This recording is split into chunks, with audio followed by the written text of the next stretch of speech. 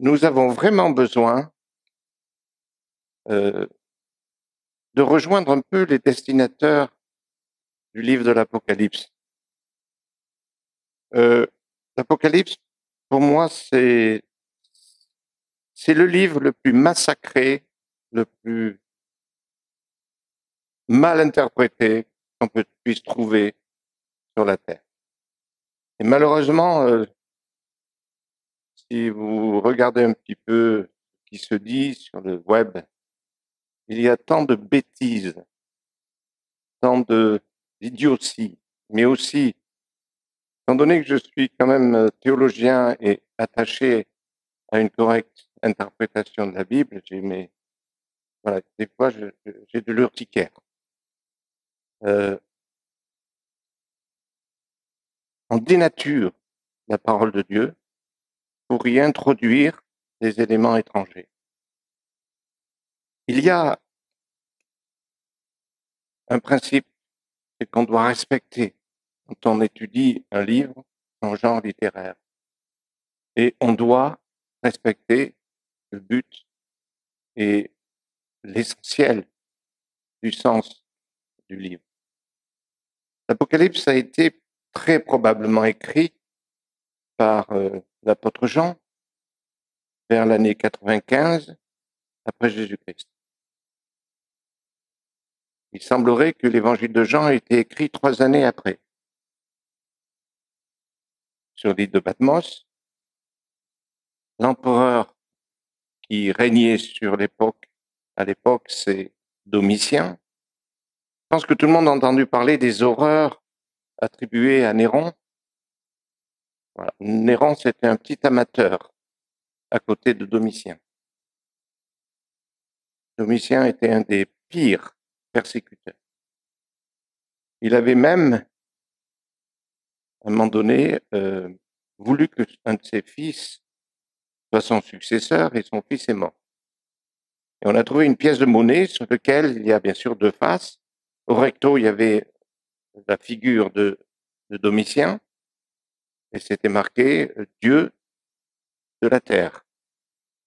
Et l'autre, au verso, il y avait la figure de son fils qui était mort, avec les 7 étoiles qui symbolisaient le Dieu de l'univers. Vous voyez l'humilité de ces gens-là.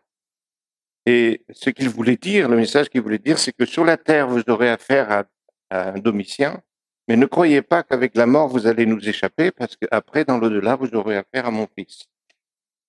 Et vous comprenez pourquoi, quand dans le premier chapitre, Jésus s'approche de Jean, qui est exilé à Patmos, qui est un bagne pour les prisonniers politiques.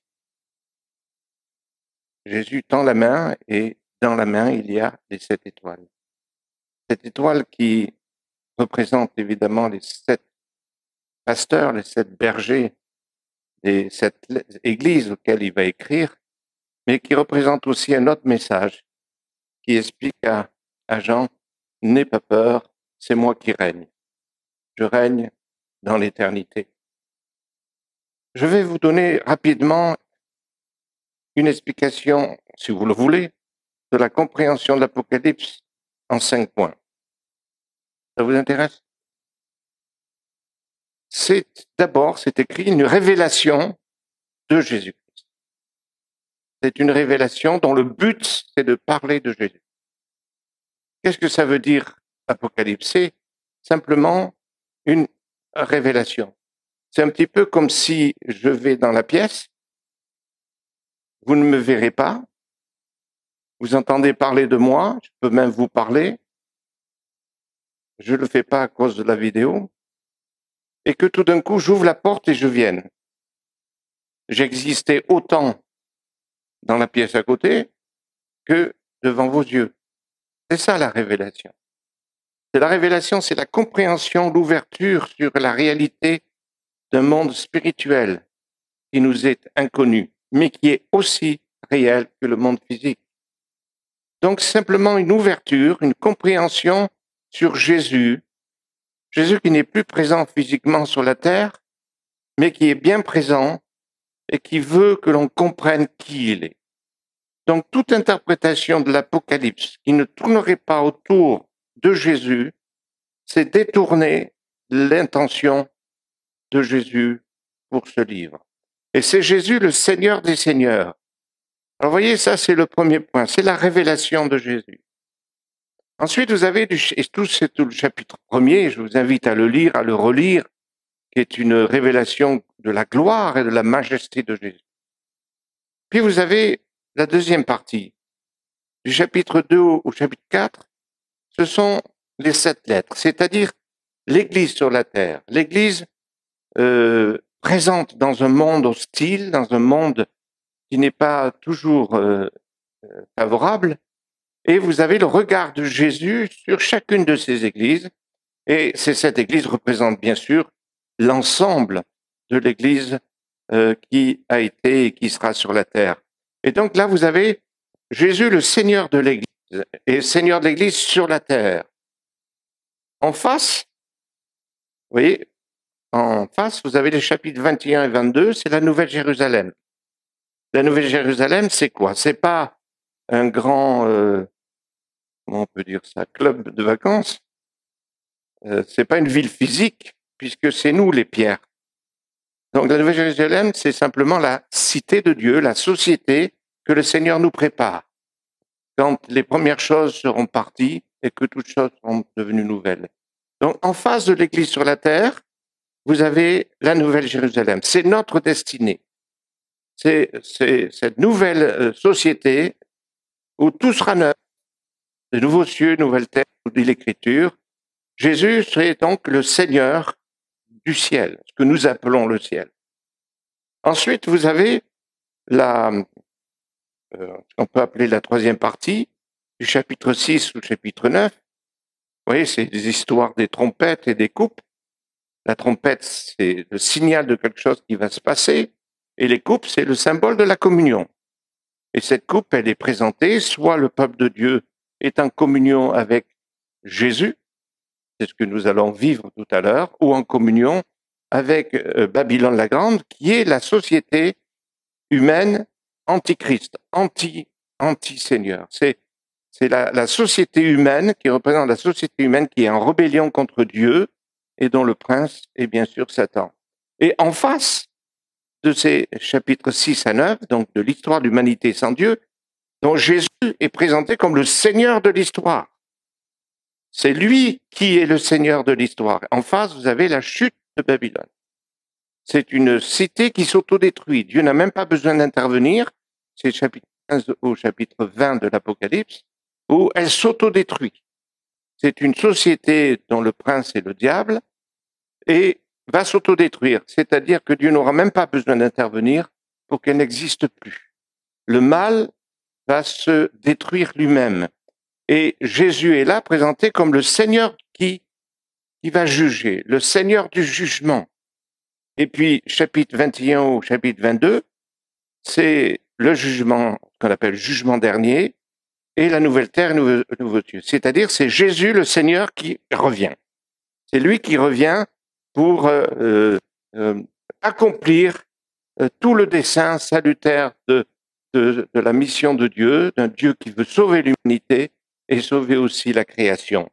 Et au milieu, vous avez ces chapitres 9 à 14, qui est une description, une révélation du monde invisible, de ce que nos yeux humains ne peuvent pas voir, avec ce merveilleux chapitre 12, qui est fantastique, vous savez, qui parle de cette femme qui donne naissance à un enfant, le dragon qui veut tuer l'enfant. Vous avez, si vous voulez, la contrepartie du monde invisible des évangiles, surtout des premiers chapitres de l'évangile de Luc. Luc nous décrit la naissance de Jésus, nous décrit la fuite de Joseph et de Marie à cause d'Hérode, qui veut détruire et qui a tué tant d'enfants. Et cette actualité, eh bien, le chapitre 12 de l'Apocalypse nous montre que derrière la haine d'Hérode, il y a le grand dragon, c'est-à-dire Satan. Et c'est important qu'on réalise là, c'est le plan de l'Apocalypse. Jésus, Seigneur des Seigneurs, il est Seigneur de l'Église sur la terre, il est le Seigneur qui nous prépare cette nouvelle société, cette nouvelle Jérusalem. C'est le Seigneur du ciel, c'est le Seigneur qui s'est incarné, c'est le Seigneur qui est venu nous sauver, c'est le Seigneur de l'histoire, c'est le Seigneur du jugement, et c'est le Seigneur qui reviendra. Amen. Alors il y a deux chapitres que j'aimerais. Votre pasteur m'a dit que j'avais encore. Ah ben non, c'est vrai que j'ai mon avion à 2 heures, donc il faudrait que nous lisions les chapitres 4 et 5. Lisez avec moi attentivement. Au chapitre 4, après cela, je vis une porte ouverte dans le ciel. Je vais d'abord vous dire après cela. Après quoi? C'est la logique, après quoi? Ben, c'est juste après les 7 lettres aux 7 églises. C'est-à-dire, après avoir laissé le Seigneur parler de la manière dont il voit l'église locale, et c'est très intéressant de les étudier, je pense que vous l'avez déjà fait. Ce serait intéressant que Jésus envoie une lettre à l'ange de l'église d'Ajaccio. Il faudra que tu leur donnes son adresse et que le Seigneur t'envoie une lettre en disant voilà ce que je vois de ton église. Voilà. C'est intéressant ça, hein, non, de savoir comment Jésus voit l'église locale, avec ses bons côtés, ses mauvais côtés. Ce diagnostic est important. Et dans chacune de ces églises, vous avez des choses qui sont remarquables, d'un côté comme de l'autre. Mais nous ne pouvons pas rester avec les yeux fixés sur l'église locale ou sur l'église terrestre. Pourquoi? Parce qu'il y a de quoi parfois perdre le moral. Sauf ici. Mais c'est vrai que régulièrement, on est déçu. Tout simplement parce que à l'église locale, elle est faite de gens comme vous et moi. Il y a des gens qui me disent, moi, j'aime pas mon église, il n'y a pas d'amour. Je dis, mais si vous amenez le peu d'amour que vous avez, il y en aura quand même un peu. Il n'y a pas d'église parfaite. Il n'y a pas de pasteur sur la terre parfait. Et, il n'est pas d'accord. On n'est que des sous-bergers. Hein. Et c'est important que, après cela, après avoir regardé, diagnostiqué, et je vous promets, en tant que pasteur, on a beaucoup, peut-être pas Douglas à cause du lieu où il est, je ne sais pas, mais souvent dans le ministère, on a envie de tout laisser tomber. Le découragement. Peut-être vous aussi. Hein. Et bien, après cela, il faut que nous écoutions le Seigneur qui nous dit il y a une porte ouverte dans le ciel. Après, il ne faut pas que nos regards soient uniquement fixés sur ce qui va ou ne va pas. On a besoin de prendre de la hauteur. C'est pour ça que je vous propose un voyage. Et nous allons aller vers le trône de Dieu. Et la voix que j'avais entendue me parler au début et qui résonnait comme une trompette me dit, monte ici et je te montrerai ce qui doit arriver après cela. À l'instant, l'esprit, en grec, c'est très, j'étais dans l'esprit, mais là, ils ont traduit, l'esprit se saisit de moi. Mais l'original dit, à l'instant, j'étais dans l'esprit. Et voici, il y avait un trône dans le ciel, et sur ce trône, quelqu'un siégeait. Celui qui siégeait avait l'aspect d'une pierre de jaspe et de sardoine. Un arc-en-ciel entourait le trône, brillant comme l'émeraude. Autour du trône se trouvaient 24 trônes. Et sur ces trônes siégeaient 24 représentants du peuple de Dieu. Ils étaient vêtus de blanc et portaient des couronnes d'or sur la tête. Du trône jaillissaient des éclairs, des voix et des coups de tonnerre. Devant le trône brûlaient 7 flambeaux ardents, qui sont les 7 esprits de Dieu. Devant le trône s'étendait comme une mer de verre transparente comme du cristal. Au milieu du trône et tout autour se tenaient 4 êtres vivants entièrement couverts d'yeux devant et derrière.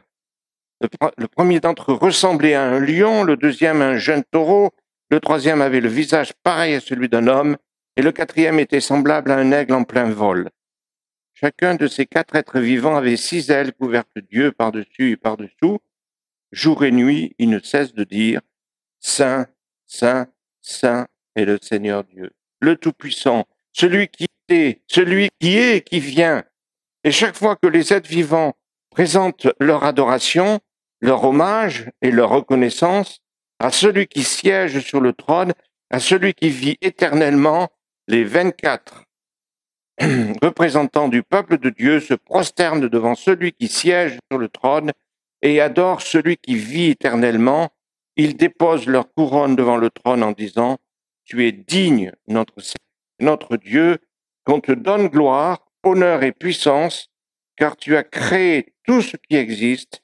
L'univers entier doit son existence à sa création, à ta volonté. » J'arrête là pour l'instant.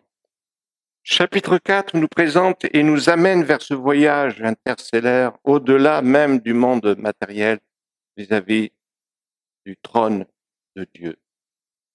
On a besoin dans cette société, dans le monde dans lequel on vit, d'avoir un regard qui ne reste pas horizontal, mais qui se tourne et nous laisser transporter,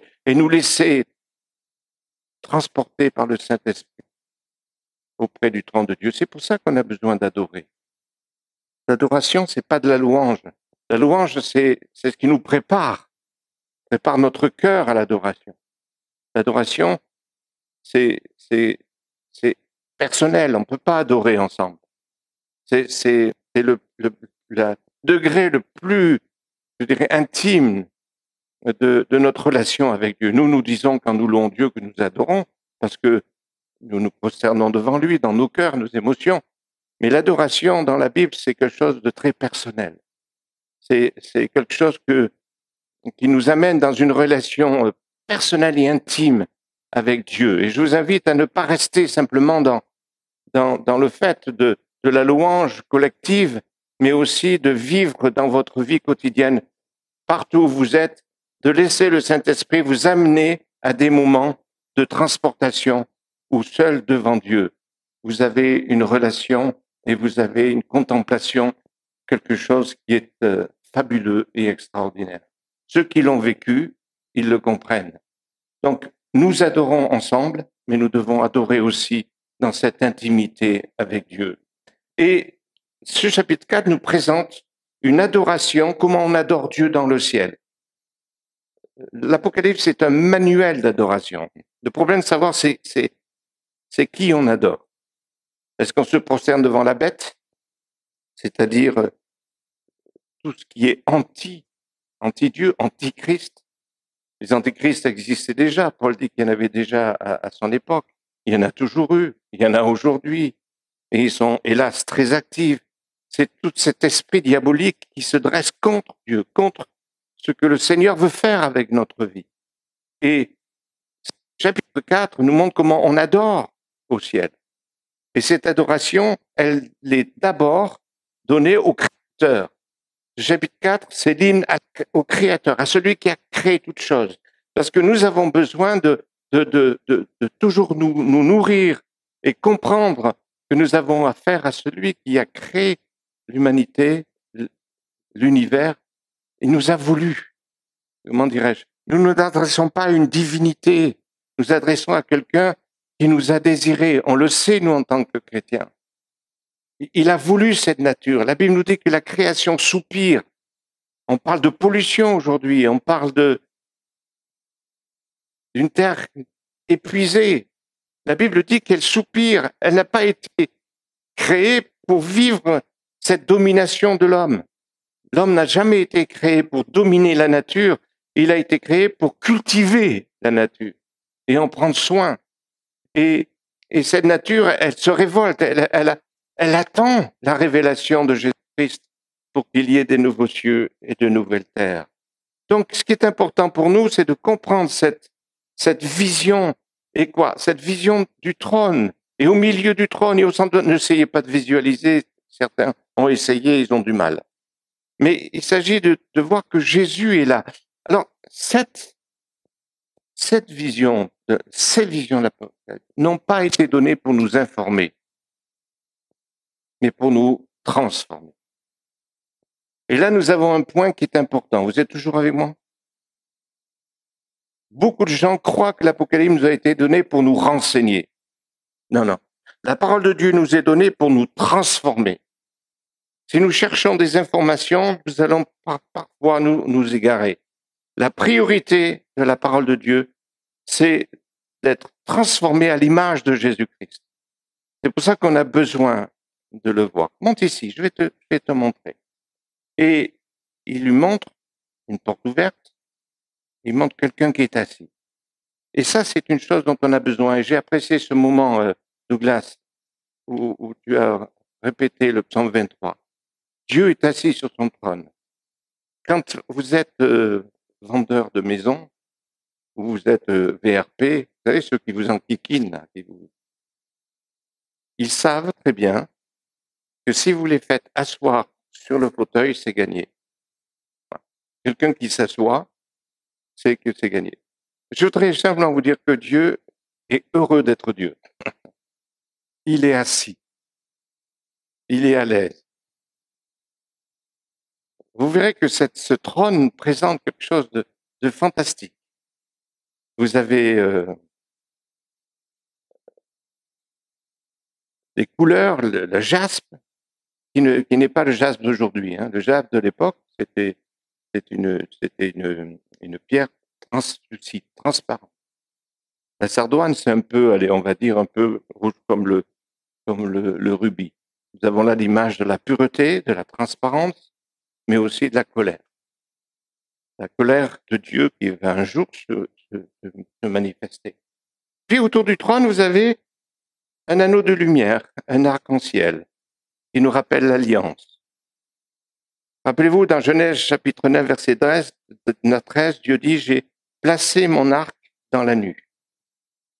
Il a pris son arc, c'est-à-dire sa vengeance, son arme de guerre, et il a placé son arc dans le ciel. En fait, Dieu dit, je dépose les armes. Je fais alliance maintenant. Je vais retenir ma colère. Je dépose. Je range en Corse on dit, je range mon fusil dans. Je peux dire ça sans. Non, je rigole. Je dépose. Je mets mes armes dans le coffre-fort. Plus que baisser, oui, j'abandonne. Nous avons affaire depuis la fin du déluge à un Dieu qui ne veut plus massacrer, qui ne veut plus faire du mal. Nous ne sommes plus devant un Dieu vengeur. Il garde sa colère, il conserve sa colère. Nous aimerions des fois dire, Seigneur, mais on en a marre des dictateurs et des dictatures, on en a marre des gens qui font du mal. Tu peux pas un peu envoyer un éclair ou, comme disent certains, bénis-le d'un petit accident? C'est pas gentil, hein. Nous aimerions, non, il a déposé les armes, envoyé un arc-en-ciel. Dieu veut montrer à l'humanité qu'il n'est plus maintenant le Dieu qui va manifester son jugement. Il va reprendre son arc. Et un jour, le jugement va venir, mais pas maintenant. Et sur ce trône, vous avez les 24, et c'est écrit 2 fois. Ce sont les représentants du peuple de Dieu, les 12 tribus de l'Ancienne Alliance et les 12 apôtres. Réunis, c'est nous qui sommes assis là, avec Christ. Le Seigneur veut que nous régnions avec lui, hein, c'est ce qu'il a dit. Et quelque part, c'est important de voir que pour le Seigneur, on est déjà assis. Vous êtes peut-être assis sur un cactus ici, je sais pas.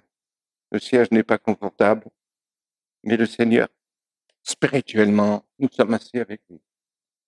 On a besoin de laisser l'Esprit nous le révéler, surtout quand on est dans la vallée de l'ombre de la mort, ou quand on est dans des lieux ou dans des situations qui ne sont pas faciles. Et là, dans ce trône, il y a des lampes. Il y a 7 lampes. Pensons au chandelier. Oui, il y en a un dans ton bureau. Il n'y a rien de plus fragile qu'une lampe. Hein, Et puis, vous avez des éclairs, vous avez du tonnerre. Et vous voyez que cette puissance, ces éclairs, ces tonnerres, n'éteignent pas la lampe. On a devant le trône de Dieu quelque chose de formidable. C'est que l'énergie du Créateur, la puissance, l'autorité du Créateur ne vient pas même éteindre le petit luminium qui est dans notre cœur. Quelle douceur et quelle force. Quelle force. Cette énergie de celui qui, avec un mot, a crée cet univers qui nous dépasse. Et puis vous avez cette image de ces êtres, l'image du lion, pour certains ça représente des animaux sauvages, le taureau représenterait les animaux domestiques, la face humaine, l'humanité, l'aigle en plein vol, les oiseaux. Irénée, il voit les quatre évangiles. En tous les cas, tout le cosmos, l'histoire du salut, les 24 sont rassemblés autour du trône. Dans Isaïe, les animaux même louent le Seigneur. Et d'ailleurs, à la fin, il est dit que tout ce qui vit loue Dieu. C'est pour ça que quand je voyage dans les îles, je veux toujours avoir un petit moment pour aller évangéliser les poissons. Je suis un peu franciscain là. C'est-à-dire que Dieu ne s'est pas séparé de ce qu'il a créé. Il est toujours amoureux de ce qu'il a fabriqué. Et il n'est pas très heureux de voir ce que nous en faisons. Hein. On lui a donné un jardin, on lui rend une poubelle. Mais ce qui est important pour nous, c'est de voir que il y a, autour du temple de Dieu, il y a cette mer de cristal. La mer dans la Bible et dans la pensée hébraïque représente les peuples et les nations. Un lieu agité. Et puis surtout, pour eux, c'est l'inconnu, les fonds sous-marins, avec les monstres. C'est un lieu dangereux. La mer représente le danger. Mais devant le trône de Dieu, cette mer, elle est translucide, c'est-à-dire on y voit. Il n'y a pas de sombre, il n'y a pas de ténèbres. Et puis, elle est comme du cristal, elle ne bouge pas. Au trône de Dieu, il y a un calme, il y a une paix qui nous dépasse. C'est pour ça qu'on a besoin d'adorer ou avoir des moments comme Douglas nous l'a fait vivre tout à l'heure, des moments où on s'approche du Seigneur et on se laisse impressionner par le calme. Dieu n'est pas celui qui est agité. Devant ta situation, devant ton problème, il ne s'inquiète pas. Il n'est pas là à se ronger les sangs. Il n'y a pas autour de son trône comme un trou parce qu'il tourne en disant, mais attends, alors là, ce problème-là, je l'ai pas, je le connais pas, j'ai jamais eu affaire. Il n'est pas dépassé par les événements. Il maîtrise. Les disciples ont crié à Jésus en disant, tu ne t'inquiètes même pas de ce que Jésus dort dans la barque. On a besoin aussi de nous laisser imprégner par cette paix. Et c'est pour ça que ce voyage qui est gratuit pour nous, mais qui a coûté la vie, la mort de Jésus sur la croix, nous permet d'expérimenter auprès de Dieu ce que nous ne pouvons pas vivre avec ce que nos yeux voient sur la terre. Mais cette paix dont parle l'apôtre Paul aux Philippiens qui dépasse toute compréhension et qui vient régner dans notre cœur. Que le Saint-Esprit soit béni parce que c'est lui le ministre des Transports. C'est lui. Et alors, il loue le souverain, ce qu'on appelle le Pantocrator, le Dieu qui contrôle tout, qui sait tout. Celui qui est, qui était et qui vient. C'est tout le programme de l'Apocalypse. Il prend ses racines sur l'incarnation de Jésus, sur l'histoire de la bataille entre les ténèbres et la lumière. Et puis vous avez toujours une doxologie. Derrière chaque jugement dans l'Apocalypse, derrière chaque intervention de Dieu, il y a une doxologie, c'est-à-dire il y a une cantique sur la souveraineté de Dieu. Et puis, je voudrais qu'on lise le chapitre 5. Là, nous allons aller un peu plus loin. Si le chapitre 4 nous présente le trône de Dieu, le trône de celui qui a créé toutes choses, nous avons affaire au chapitre 5 à l'hymne au Dieu rédempteur, à la rédemption, à ce que Jésus, l'agneau de Dieu, a fait. Et je voudrais qu'on le lise. Il est pas grand, hein. C'est pas le chapitre 119 des psaumes. Alors je vis dans la main droite de celui qui siégeait sur le trône un livre écrit à l'intérieur et à l'extérieur. Il faut comprendre qu'à l'époque, c'était pas les livres que nous avons aujourd'hui sont assez récents dans l'histoire de l'humanité. Au départ, à cette époque, c'était des rouleaux, notamment de papyrus ou de parchemin, de peaux d'animaux.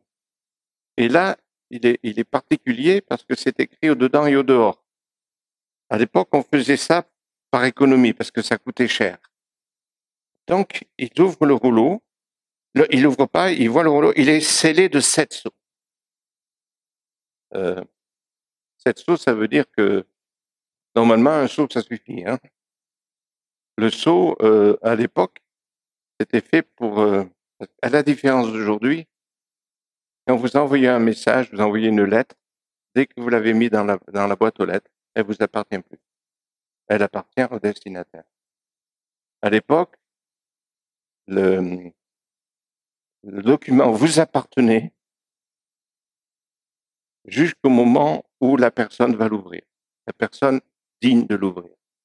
Donc ce sceau déclarait l'appartenance à Dieu et les 7 montrent que c'est scellé, c'est parfait. Personne ne peut l'ouvrir. D'ailleurs, c'est ce qui va être écrit. Je vis aussi un ange puissant qui proclamait d'une voix forte qui est digne d'ouvrir le livre et d'en rompre les sceaux. Donc c'est un document fermé, il n'y a pas de destinataire et personne. Et la question, c'est une question de dignité. Qui est digne? Et ce livre est important. Pour certains, ce livre décrit un peu la volonté de Dieu, le dessein de Dieu à venir. Mais pour beaucoup de commentateurs et d'exégètes, quand tout le chapitre nous parle de l'agneau, il s'agit du programme de la rédemption du Seigneur, qui n'est pas fini. Et personne, ni au ciel, ni sur la terre, ni sous la terre, n'était capable d'ouvrir le livre, ni de le lire. Même pas toi, Douglas, même pas moi, même pas Billy Graham. Personne, ni Paul. Aucun être humain n'était digne de l'ouvrir. Et il y a quelque chose de dramatique parce que là, Jean se met à pleurer. Pourtant, Jean, c'était pas un pleurnicheur avec tout ce qu'il a vécu. Hein. N'oubliez pas qu'il a été persécuté, qu'il est lui-même à Patmos quand il reçoit cette vision. Mais là, ce qu'il voit, ce livre doit être ouvert. On doit trouver quelqu'un. Et il y a une intensité. Il pleure. Il pleure. Et il pleure abondamment. Parce qu'on ne trouvait personne qui fût digne d'ouvrir le livre et de le lire. Alors l'un des représentants du peuple de Dieu me dit, ne pas. Voici, il a emporté la victoire. Le lion de la tribu de Juda, le rejetant de la racine de David pour ouvrir le livre et les 7 sceaux. Alors je vis au milieu du trône et des 4 êtres vivants et au milieu des représentants du peuple de Dieu un agneau qui se tenait debout. Il semblait avoir été égorgé. On lui parle d'un lion et il voit un agneau. Nous sommes devant ce dilemme. Le Seigneur est déjà roi des rois, Seigneur des seigneurs, mais ça ne se voit pas encore. Aujourd'hui, on a l'agneau. Mais il reste le lion. Il a la force du lion, il a la douceur de l'agneau, mais nous sommes déjà en présence du maintenant et pas encore. Comme dit la parole de Dieu, quand il est question de Jésus, de sa puissance, il dit, il faut encore que... Voilà, il manque quelque chose à la rédemption. L'œuvre de Jésus-Christ sur la croix dépasse simplement le salut de notre âme ou la régénération de notre corps. Parce que je pense que tout le monde en fait l'expérience, mais voilà, j'ai eu cette année 71 ans. Non, je sais que je ne le fais pas, merci, moi je rigole. Mais voilà, il faut s'habituer à ce que le corps, hein, et ça va pas aller en s'arrangeant. J'ai des problèmes pour un autiste charismatique, un hybride, c'est difficile pour moi. Je peux pas lever les bras au ciel. J'ai de la périarthrite, c'est gênant. Je peux pas faire le sport que je voudrais. Je prie pour beaucoup de gens qui sont malades et qui sont guéris. Moi, je le suis pas. Il y a des choses comme ça sur la terre qui un peu nous dérangent, pas vous? Donc Jésus est à la fois aujourd'hui le roi des rois, mais pas tout à fait. Et nous, c'est ce qui manque à la rédemption, c'est la résurrection, un corps nouveau que le Seigneur nous réserve. Voilà, c'est cela qui manque. Il manque à la rédemption, les nouveaux cieux, la nouvelle terre. Il manque en fait tout ce que le Seigneur a prévu et qui est contenu dans l'agneau. Et je ne peux pas m'empêcher de dire, puisque nous allons vivre là, en prenant ce pain et ce vin, nous sommes amenés à ce qu'on appelle faire mémoire. En fait, c'est permettre à l'œuvre de Jésus-Christ d'être réactualisée dans le présent. Ce que le Seigneur a fait une fois pour toutes. Il est mort une fois pour toutes à la croix du Calvaire. Il y a une vérité perpétuelle et éternelle. Jésus est l'agneau de Dieu pour l'éternité. Comme égaré. Ce sacrifice de Jésus est éternel. C'est la folie de la prédication. Mais dedans, et nous allons l'annoncer, nous voulons le vivre. Et je sais qu'il n'y a rien de magique dedans. Le pain reste du pain, le vin reste du vin. Mais le Seigneur nous met en relation avec lui et le Saint-Esprit veut nous faire vivre à nouveau l'œuvre de la croix et de la résurrection. Et nous annonçons Jésus jusqu'à ce qu'il revienne. Et Jésus va revenir. Il revient. Chaque fois que vous éteignez les informations, après avoir entendu tout ce que vous avez entendu, vous dites, mais Jésus revient. Il va mettre de l'ordre. Mais pour l'instant, c'est pas encore là. Et donc, on a besoin de réaliser. Et Jésus, là, il voit cet agneau. Il avait 7 cornes et 7 yeux. C'est sa toute puissance, c'est sa toute... en fait, il voit tout et qu'il a une perception parfaite, qui sont les 7 esprits de Dieu envoyés par tous les têtes. Alors, ne croyez pas qu'il y a 7 esprits, il n'y en a qu'un. Et il n'y a pas de différence entre l'esprit de Christ et l'esprit de Dieu. Cet esprit parfait est là. Et donc l'agneau s'avance pour recevoir le livre de la main droite de celui qui siégeait sur le trône. Vous remarquerez que ici nous avons le Dieu unique et triune, c'est-à-dire Dieu le Père, Dieu le Fils, Dieu le Saint-Esprit. Et le Père, il tend ce livre à celui qui siégeait dans le trône. Et lorsqu'il eut pris le livre, les 4 êtres vivants et les 24 représentants du peuple de Dieu se prosternèrent devant l'agneau. Ils avaient chacun une harpe et des coupes d'or remplies d'encens qui représentent les prières des membres du peuple saint. Mes amis, il y a une chose qu'on ne va jamais arrêter de faire, c'est de louer Dieu et de le chanter. Et là, nous savons ce que représentent vos prières. Vos prières, même qu'elles sont les plus minables, les plus misérables que vous pouvez imaginer, parce qu'elles sont faites de tout notre cœur au nom du Seigneur Jésus, elles sont recueillies dans des coupes d'or. C'est pris au sérieux. Malgré cette puissance, sa seigneurie, il prend au sérieux votre prière, ma prière. Vous allez dire, mais j'attends les ossements, mais oui, mais il prend au sérieux votre prière. Et une fois que ce livre est ouvert, c'est que maintenant la rédemption complète va arriver. Tout ce que Jésus a acquis à la mort et à sa résurrection va s'accomplir. C'est ce que nous allons célébrer. Nous célébrons celui qui est mort il y a plus de 2000 ans, mais nous célébrons celui qui va venir, qui va ouvrir le livre et qui va faire que nous allons ressusciter avec un corps nouveau. Que Dieu prépare une nouvelle terre et des nouveaux cieux. Vous voyez que c'est pas de l'Apocalypse, ne cherchez pas à être informés. Cherchons à être transformés. Et surtout à placer l'agneau de Dieu là où il est, au milieu de son trône. Et ces êtres-là, qu'est-ce qu'ils font? Ils jettent leur couronne. J'aime bien cette phrase. Pas à nous, Seigneur, mais à toi seul. Ces représentants de l'ancienne et de la nouvelle alliance qui tiennent des harpes, c'est-à-dire qui louent Dieu et qui tiennent les coupes représentant vos prières, ils ont des couronnes, mais ils prennent les couronnes et à toi la gloire. Tout ce que nous aurons fait, c'est simplement le fruit de l'action du Seigneur dans notre vie. Tout à l'heure, la femme du pasteur nous a conduits dans la prière, on vous a posé la question, un jour vous avez dit oui. Mais même le fait de dire oui, c'est une grâce de Dieu. C'est parce que le Saint-Esprit nous a convaincus. Nous n'avons pas dit oui comme on signe un contrat. Nous avons dit oui en réponse à l'appel du Saint-Esprit dans notre vie. C'est pour ça que notre salut repose sur Dieu, pas sur nous. Si vous reposez votre salut sur votre décision, vous allez avoir des yo-yo émotionnels.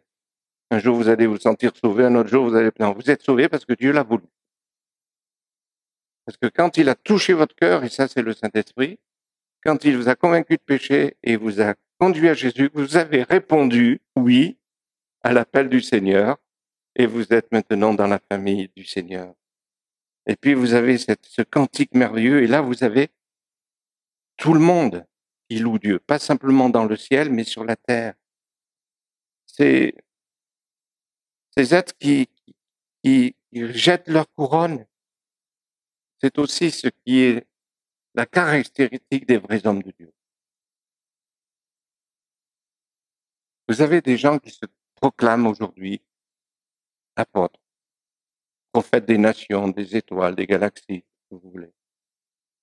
Moi, je crois et je bénis Dieu pour les 5 ministères. Mais il y a une chose que vous ne devez jamais oublier, c'est que la caractéristique des gens qui ont des couronnes d'or sur la tête, c'est qu'ils disent pas à nous la gloire, mais à toi, Seigneur.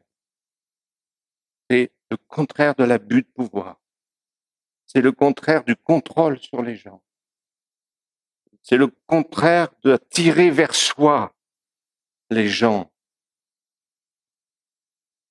Moi, je dis souvent aux chrétiens, quand vous écoutez une prédication, si à la fin de la prédication, c'est Jésus qui est grandi, ça a été une bonne prédication.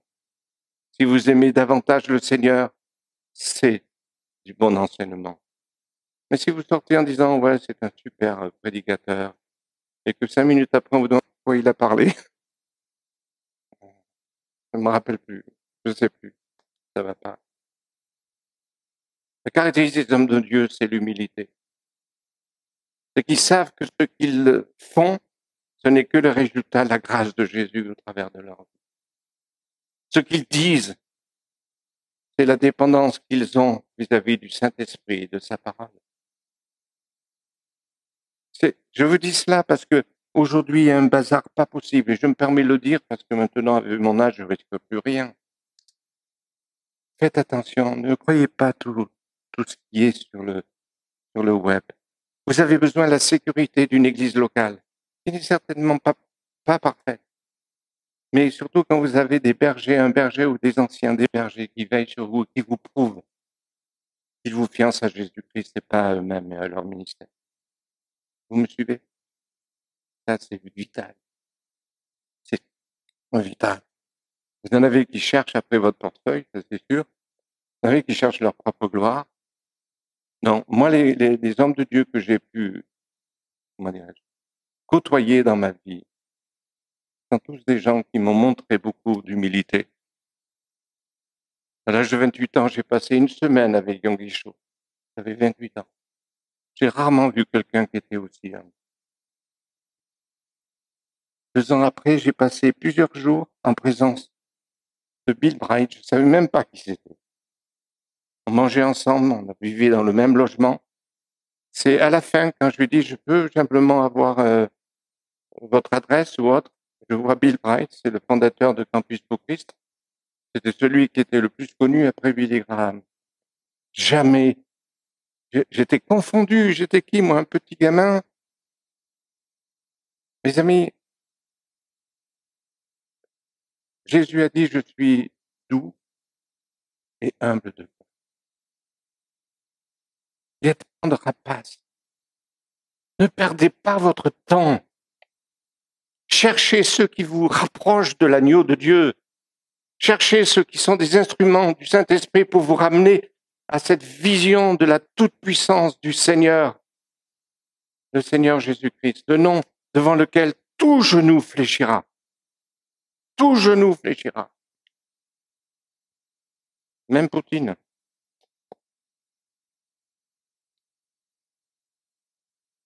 Cette vision du trône, cette compréhension de la nous fait redescendre sur terre, comme Jean est redescendu après la vision. Et le Saint-Esprit l'a amené à écrire ce magnifique évangile de Jean.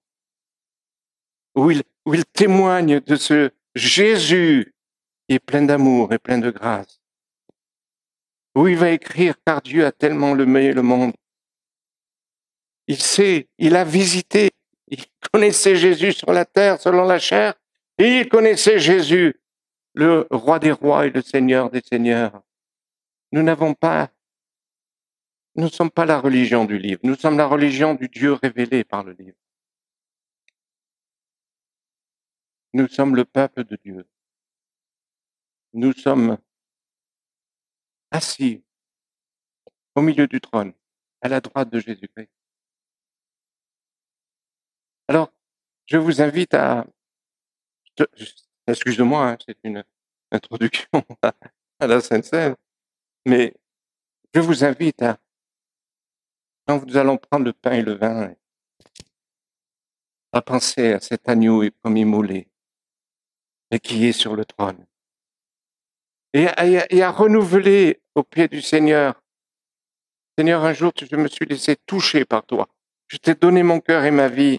Je veux te dire en prenant ce pain et vin, tu es encore celui que je veux servir. Saint-Esprit, viens éblouir mon cœur et mon âme. Viens m'impressionner par ta seigneurie, par ta toute-puissance, pour que ce que je ne vois pas encore, sur la terre, ce qui n'est pas encore réalisé, m'amène à avoir la force de continuer à te suivre, à te servir et à proclamer que tu reviens bientôt.